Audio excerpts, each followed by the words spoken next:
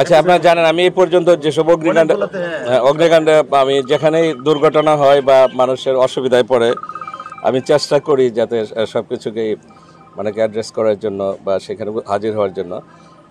তা আমার যে অভিজ্ঞতা হয়েছে যে অগ্নিকাণ্ডের বিষয়গুলি বেশিরভাগই বিদ্যুৎ সংক্রান্ত ত্রুটির কারণে, বৈদ্যুতিক লাইনের ত্রুটি, বিদ্যুতের আপনার যেভাবে কানেকশনটা হয় বা নিম্নমানের লাইন বা বিদ্যুৎ দিয়ে, যেমন আজকে এটা যেমন হয়েছে যে বিদ্যুতের চুলা চালাইতেছিল আর কি, মানে ইলেকট্রিক চুলা চালাচ্ছিল সেটার জন্য। তো সেটার জন্য যে স্ট্রেংথের লাইন দরকার, যে স্ট্রেংথের দরকার বা মানে বিদ্যুতের ব্যবস্থা দরকার, সেটা কিন্তু এখানে নাই।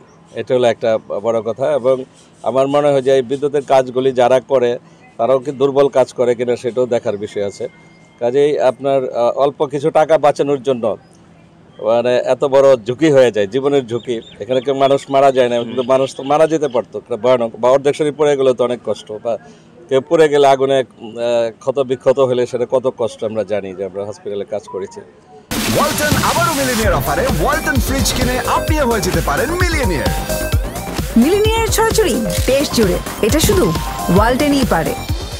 আর রাস্তা যেটা হয়েছে, রাস্তা অত্যন্ত সরু। এই রাস্তার কারণে কিন্তু ফায়ার সার্ভিসের গাড়িগুলি দ্রুত আসতে পারে নাই, এবং ড্রেনেজ ব্যবস্থা নাই বলতে গেলে। এখানে যারা জনপ্রতিনিধি ছিল, আর জানেন যে এরা বিনা ভোটের জনপ্রতিনিধি ছিল, তারা ভোটের মাধ্যমে নির্বাচিত হয় নাই, তারা স্বৈর শাসকের দোসর ছিল, ফেসিবাদী শাসকের তারা দোসর ছিল। তারা এখানে যেহেতু বিনা ভোটে তারা নির্বাচিত হয়েছে এবং স্বৈর শাসকের সহযোগী ছিল, তারা দোসর ছিল।